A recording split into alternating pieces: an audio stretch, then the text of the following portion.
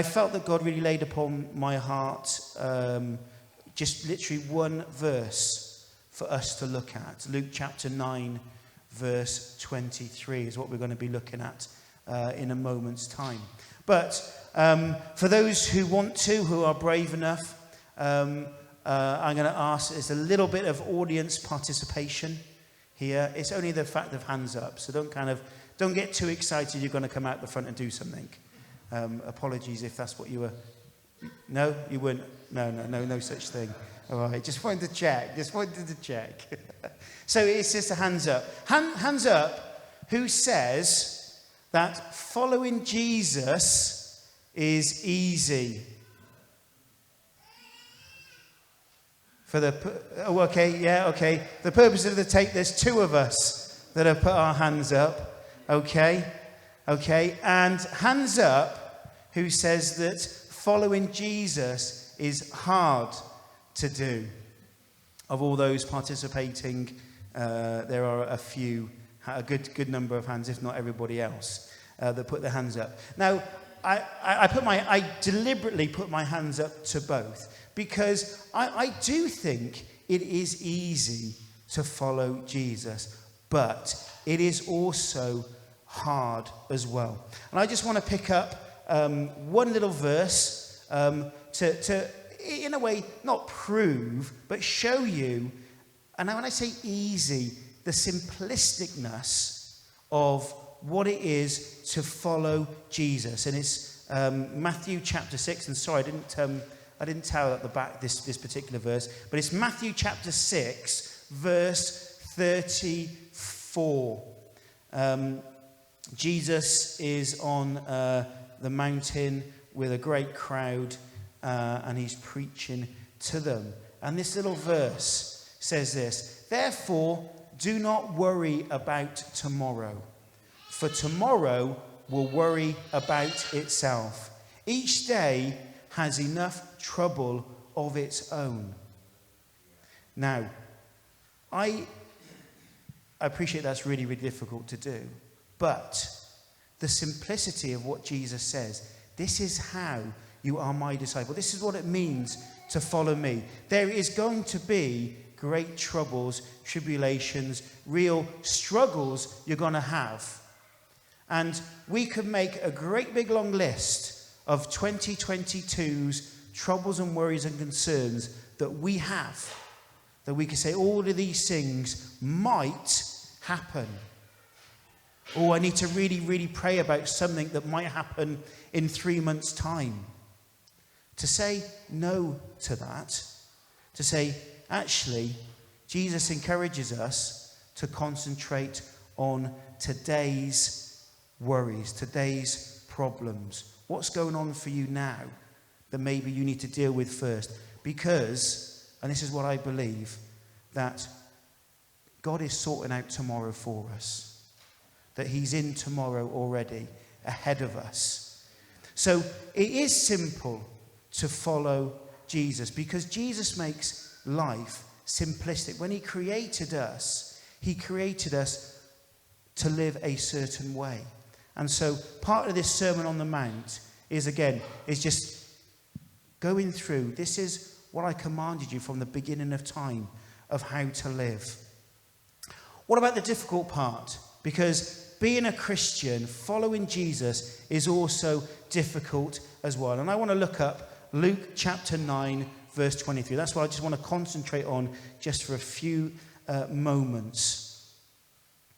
And I'm going to read it in 3 different versions. And there is a PowerPoint for this. I don't know how we're... oh, look at that. Hey, fantastic. Now, it's a pre-recorded. It's one of those PowerPoints. You just pick your thing you want to click on, whatever they call that.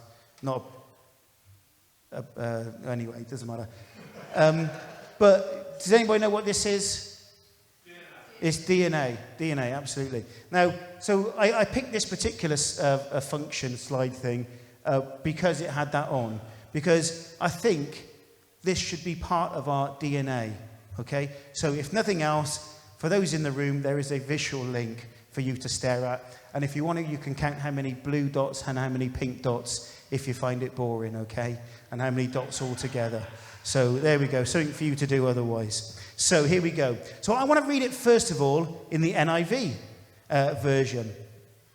Then he said to them all, "Whoever wants to be my disciple must deny themselves and take up their cross daily and follow me."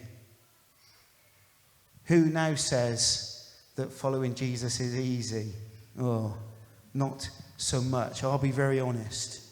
There is that part that is simplistic, but actually, Jesus is straight down the line. It's one of the things I think we brush over so quickly about a lot of Jesus' teachings is when we really read it. You might have heard the phrase red letter Christians. Those in some Bibles, Jesus' words are in red.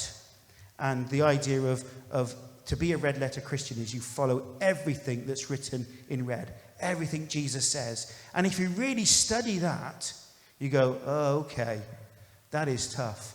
And this is one of those tough things that if we're going to call ourselves a Christian, if we're going to call ourselves a disciple, we must deny ourselves, take up our cross, and follow him. I've also picked up the amplified version of the Bible as well, or translation. And it says this. So the Amplified Bible, what it does, if you've not come across this particular version before, it likes to add lots of extra words in. Now, it's probably called adjectives, but I don't know English. But anyway, it's not nouns, I know that much. So lots of descriptive words to help us to understand the text more fully. So the Amplified Bible says this, "And he said to them all, if anyone wishes to follow me as my disciple, he must deny himself." Listen to this bit. "Set aside selfish interests." Whoa. I don't know about you, but I'm actually quite a selfish person. Must deny himself, set aside selfish interests, and take up his cross daily. Oh dear, gets worse. Express a willingness to endure whatever may come. Not just endure whatever's going to come, but willingly have a willingness to say, it's okay, God, whatever path you take it on, I'm going to do it with great joy. That is tough and difficult. And follow me.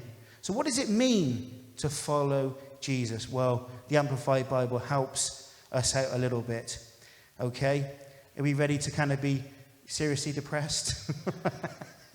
Believing in me. Oh, that's okay. Oh, Jesus starts off nice and simply. Believing in me. Conforming, to my example in living. Wow. Not just having a good go.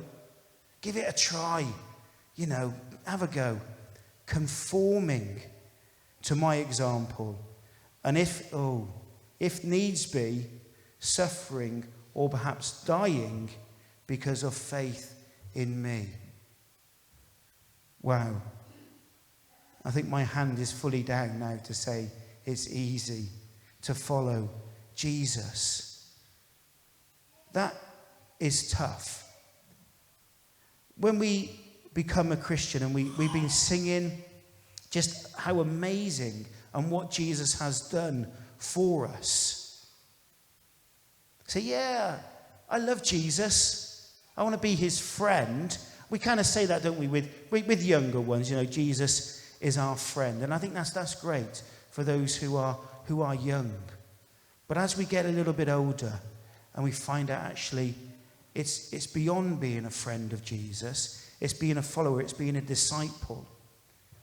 That disciple that would be willing to suffer and die because of faith in Jesus. That is really, really difficult.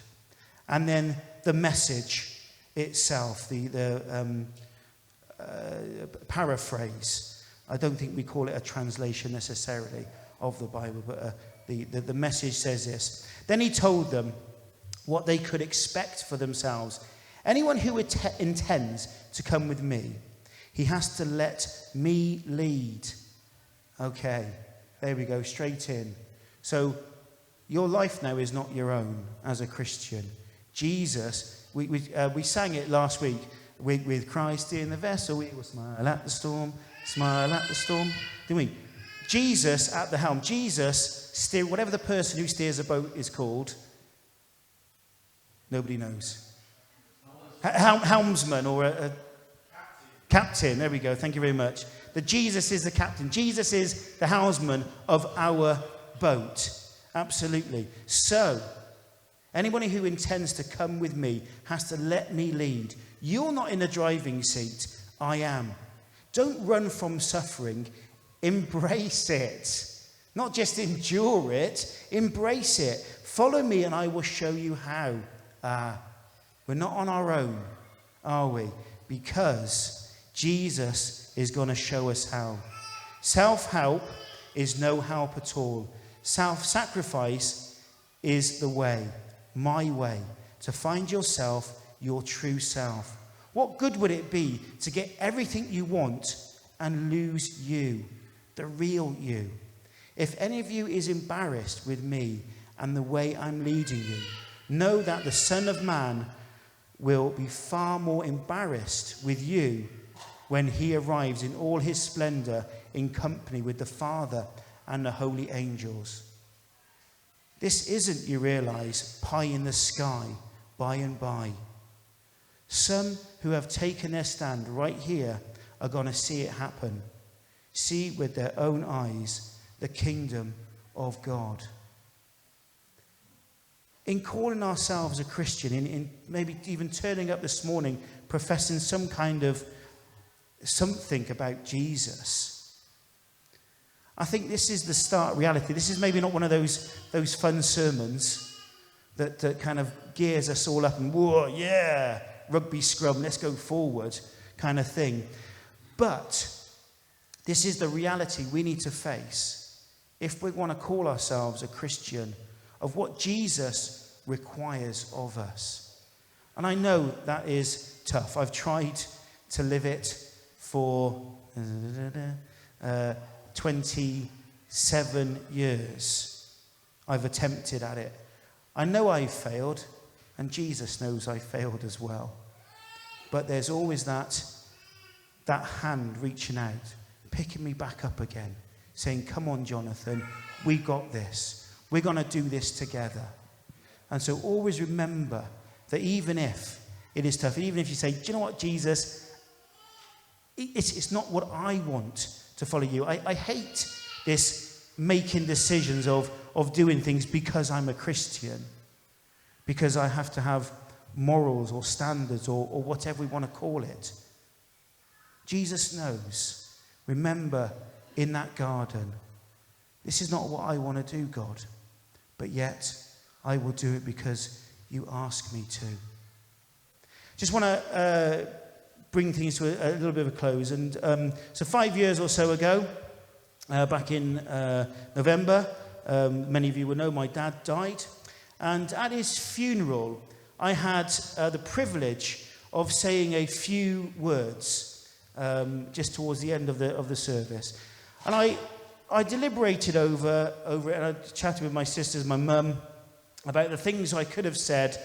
For those that would have known Dad, I could have told a plethora of really terrible jokes. Remembering one or two at the back there. His heroicism of what he did, the fun and the laughter of it all. But I was drawn to just one thing that kind of just seemed to sum it all up. It was 4 words that my dad imparted, if you like, to me, all the things he could have said, well, in which he did say, and the tellings off that I had, which we'll skip over a lot of. But actually, the one thing that drove him, the one thing that he instilled upon us that we must do was to give God glory. And it almost sounds too simplistic, again, which it kind of is, but yet probably the hardest thing that I've attempted to do in my life, in everything I do, to give God glory. Now, you look like an intelligent lot. For purposes of those watching on the camera, they are. No, they are. Now, you know that being a Christian isn't just about coming here and turning up on a Sunday. You know that because you're intelligent. You know that being a Christian, being this disciple, it's a 24/7 thing. Now, this is an encouragement and a reminder. In everything you do, even from literally this point onwards, not even when you get in your car to go home or walk home, in everything you do, ask one question. Is this giving God glory? And that's my challenge for us, to give God glory in our everything.